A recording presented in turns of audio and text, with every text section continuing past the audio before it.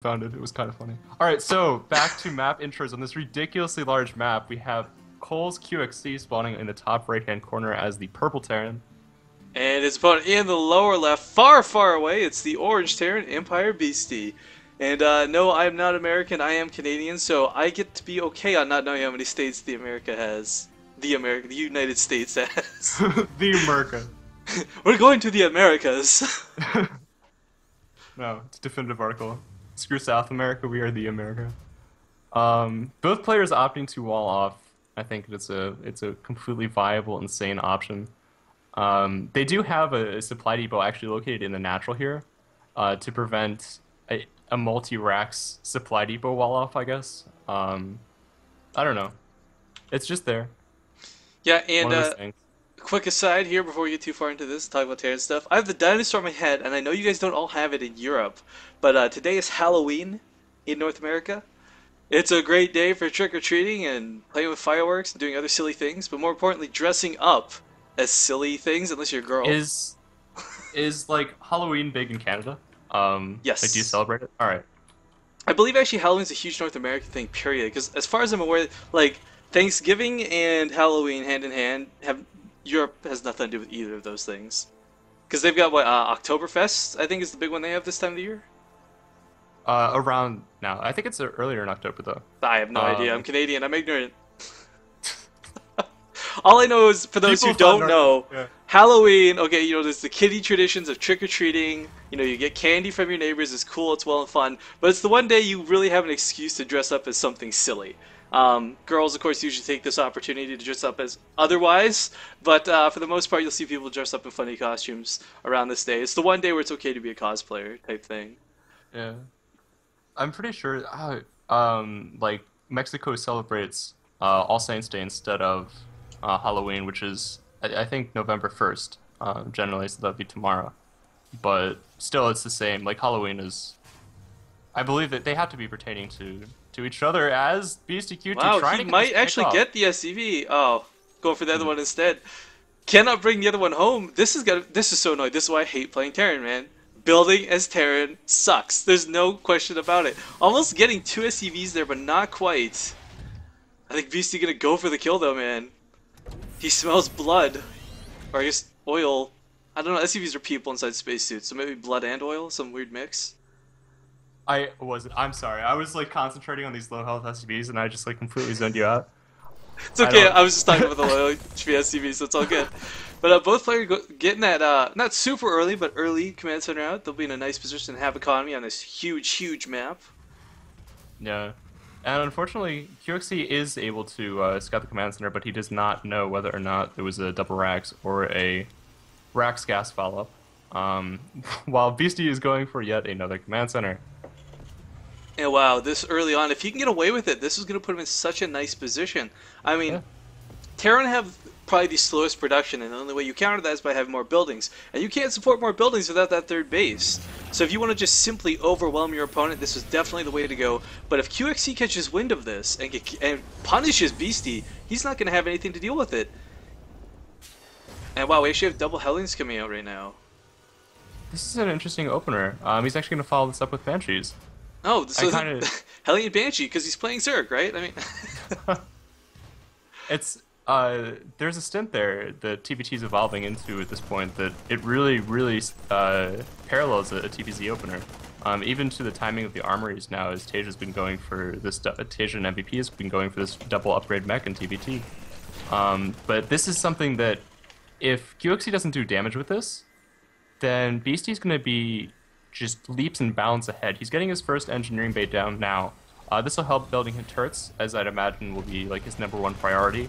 But then after he gets the gases at his natural, he's going to go for that second E-Bay and really power through these double upgrades.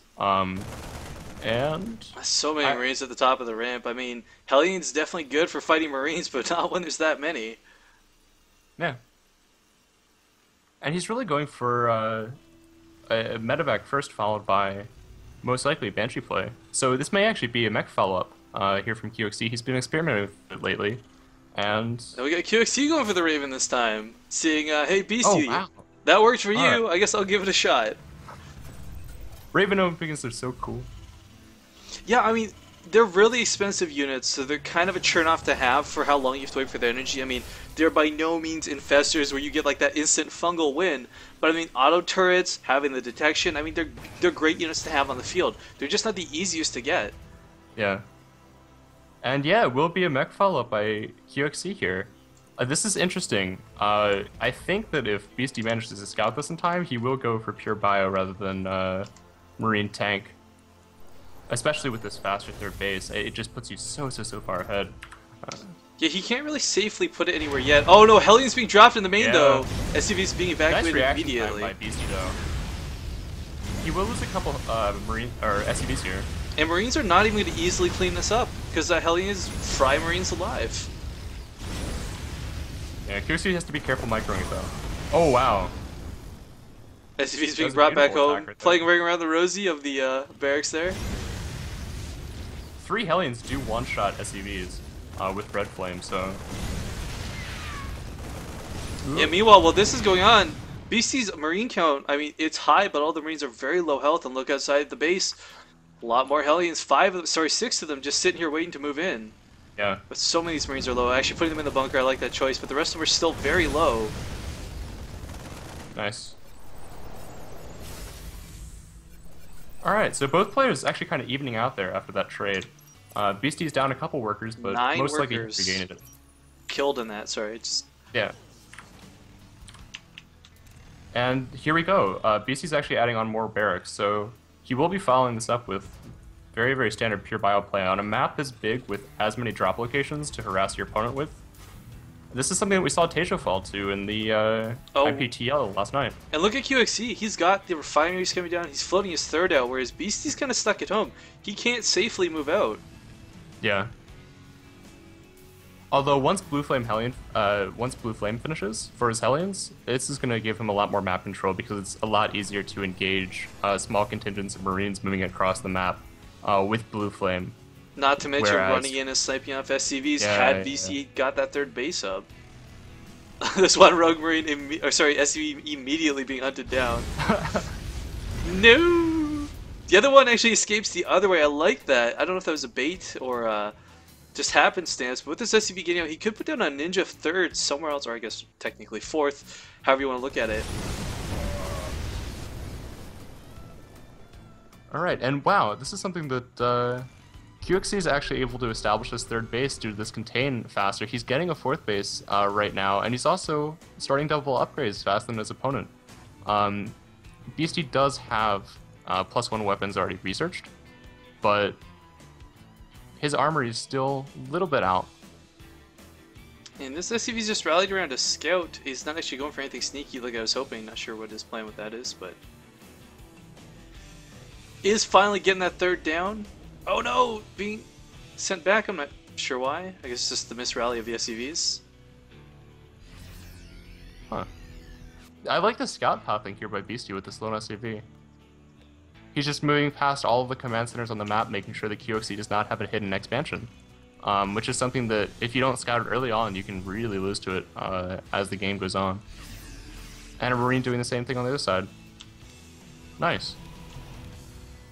I really like Beasty's choice to throw some Marauders into this too. If they can soak the initial fire damage from those Hellions, the Marines can safely sit in the back and fire away. They will take the splash damage, but there are a lot of medevacs to help heal that up.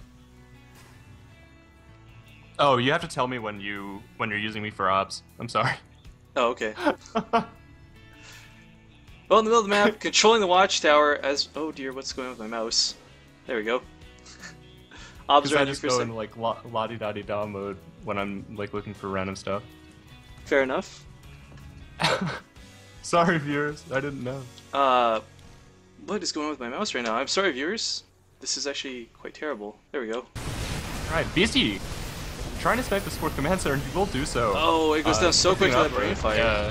But looking back at home, we got a lot of Hellions moving into the third. There are Marauders here, but I mean, these Hellions could get into that SCV line. There's enough of them.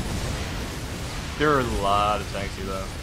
Oh, wow, he actually gets most of the SCVs. He doesn't have siege mode. QXC has not started siege mode yet. If Beasty knew this, that would have been the end of the game right now. Look at that, 21 workers killed at this point, though, for QX or by QXC. Those Hellions, definitely paying for themselves despite going down. And I like, too, the use of the sensor towers for both these players. We have turret rings up. I mean, Beasty's going to be very hard-pressed to sneak any sort of medevacs in. We even have a barracks floating up here in the top left. And QXC trying to float out yet another 4th base. It will be spotted by this lone Marine here. And Siege mode only just starting. These are unmanned, or I guess not that threatening of tanks. They still do a lot of damage and have a higher rate of fire, but and there are 2-point defense drones. The Raven does have 200 energy. Oh, and that's going to be great for Marauders. Yeah, but the Marines still, I mean, BC's Marine count at this point is pretty freaking high. So 39 QXC, Marines, wow. living his life on a wire right now until siege mode does complete. Yeah, I mean, that's a lot of Marines, sure, but with Blue Flame Hellions, those numbers can be evened out very quickly. Yeah. This is going to be a crazy engage. It's just going to come down to who's got the better control. I mean, Marauders are going to lose a lot of their damage to that point defense drone. Oh, beautiful pushing position up by here. QXC. I'm not sure if BC wants to engage here. No, he's already lost a fourth of his army to the initial volley from the Hellions. Point defense drone going here down. are the point defense drones. Oh, but the energy's already used up. And this is going to chase him back. Wow. Imagine if he had a couple more Vikings here to pick off all those medevacs. Yeah, I'm surprised he's not opting to pick up. Actually turning around on the tanks now with these Marauders. Not quite enough, there's just too many tanks. Yeah, and siege mode has finished, so QXC getting out of that pretty well, I'd say. That was a ridiculously good trade for him. Yeah, I think BC's best opportunity for this whole game was early on when he backed out of the third here, when there was no siege mode. Now he's going to be very hard-pressed to break this line. I mean, this many tanks... Oof. Yeah, and he's even on upgrades, 2-2 for both players. Beasty starting +1 ship plating as to make that transition into battlecruisers in the late game. Well, I think the armor upgrade is going to play a much heavier role for QXC, as Marines have fairly low damage even with those upgrades. Whereas the tanks, I mean, sure you got +3 armor, they've still got beefy amounts of damage, especially when in siege mode. Yeah. We got weird long distance mining coming on over here as the command center is floating down, but we got the army moving, and will he pick off a lot of these SCVs? Looks like it. Trying to pull the Marines and Marauders, but the big part of his army is out of position in the middle of the map. And he's going to have to charge into a siege line, and that's not fun. This is very difficult here for Beasty. He can't engage it properly. He needs to sacrifice this base. Oh, he's going to try and He won't be able to drop float it away due to a low Viking count, but at the cost of losing all of these SCVs. And QXC even advancing forward here, keeping the Raven alive. With Beasty with a huge drop in the rear of that tank line, and it looks like he might barely... The other tanks aren't sieged. He's got no chance. QXC has no chance to survive this without those tanks being sieged. QXC's production, I mean, he already has another army complete. Look at all of these tanks he has back home, and he's sending out more Hellions to clean up this 4th base. Oh, Jesus, 56 workers killed at this point. QXC is a beast, man. NA server definitely helping him out here. Oh, no. QXC lifted every single one of his orbital commands in that. Ooh. Or Beasty lifted every single one of his orbital commands in that. That awkward feel when. All of his SCVs were just derping around in the natural. That's quite a shame. Because, I mean, that's the critical moment where you have to reproduce your army. Despite him having 3-3 completed, he has no units. Yeah, the supply count really says everything going on right now. And BC not being able to get in through those turrets. Oh, the command center does lift off, and he's got no anti-air for it. There are no Marines. I don't know. I mean, QXC's just got so many orbitals. He's got an extra base. I mean, well, technically 2 extra bases. These ones are only just getting resaturated with mules. But yeah. I think QXC's actually in a much better position to take this game right now. Even with a planetary down, I mean, you can't charge into a planetary with bio. It's just not going to happen. Yeah, if you're ever in a 60 supply lead against a bio opponent when you're playing mech, you're feeling pretty good. I mean, it's like you said last game, the biggest thing you got going into a big map against mech is that mobility factor, but that's not happening this game. It just can't. Yeah, we haven't seen Beasty be able to abuse that. Because QXC is just playing a very defensive, positional game. And he's just solid at every single one of his major vulnerability points. I mean, look at all the ways he has tanks and sensor towers positioned in expansions. His rally is set right outside of his 3rd base. He has a planetary, 2 tanks, and a couple missile turrets, as well as a sensor tower at his 4th. And he has God, how many tanks is this? A huge siege line. Siege tanks and a planetary fortress with a couple Vikings at his 5th. Yeah, I mean, the only reason QXC's army got cleaned up in Beasty's base was because of that drop. Had there been some Vikings to pick off those medevacs, I don't think he would have lost nearly as many tanks there. I mean, sure, he probably still would have been driven off. I mean, Beasty's got that home field reinforcement advantage, but I mean, with these Vikings now, those medevacs are going to be very, very precarious to use. You don't want to load up 8 units and lose them all immediately to 2 volleys. We do see a more conscious effort by Beasty to switch into air at this point. He does have a ridiculous gas bank, so most likely we'll see a few Ravens. Maybe even a Banshee follow-up there. The one thing you have to be careful about in that situation is middle of the field. Tanks sieging up. Beasty needs to pull back from this. And he does do so. Fighting for control of that watchtower, a little frustrating. Meanwhile, I do like his players have positioned units beside each other, actually in the top left corner of the map, make sure no expansions are going down. Behind all this, Beasty sacrificed a couple Marines. And now with the watchtower, I mean, QXC is just safe to push up here. However, Beasty does have a couple Vikings of his own. He will not, however, win this fight, but with the additional production as well as this... Ooh, sacrifice a couple units. Not sure I agree with that, but... Oh, this Viking battle is actually kind of random, I think, because of the lack of control. It is 1-1 against OO. Yeah, with those Vikings down, he can drop on top of the tanks, which is exactly what he needs to do. Look at that splash damage, the friendly fire non-stop. Wow, that's a beautiful engagement from Beasty, and... Beasty pushing up through the tank lines. I mean, he's going to get wiped out, but he killed so many tanks in the process, and all the Vikings of QXC. Yeah, if QXC had if Beasty had the money to really replenish his units, that would have been possibly a game-ending battle there for QXC. But I mean, QXC at this point, he's on 5 base now. He's on 6 base actually. With a lot of orbitals. We got a fusion core coming down here for QXC. Some Thors being pumped out as well. Do we have extra starports? We've got 2 with tech labs, 1 with reactor. So I mean, battlecruiser production should be no problem, as he can use one of the tech labs from those factories. He's definitely got the production and the bank for it. I don't know, Beasty fighting a huge uphill battle that I don't know that he can win at this point. He's had great engages all game, but this might He's just been fighting with less units, and less powerful units at that.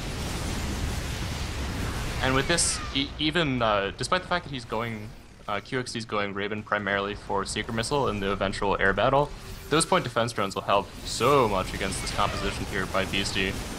Oh, he does lose that Thor very quickly. Fuck your Thor. Well, it doesn't really matter because he remaxes almost immediately. Yeah. And this third base, it has no defense! His SCVs are gonna die again!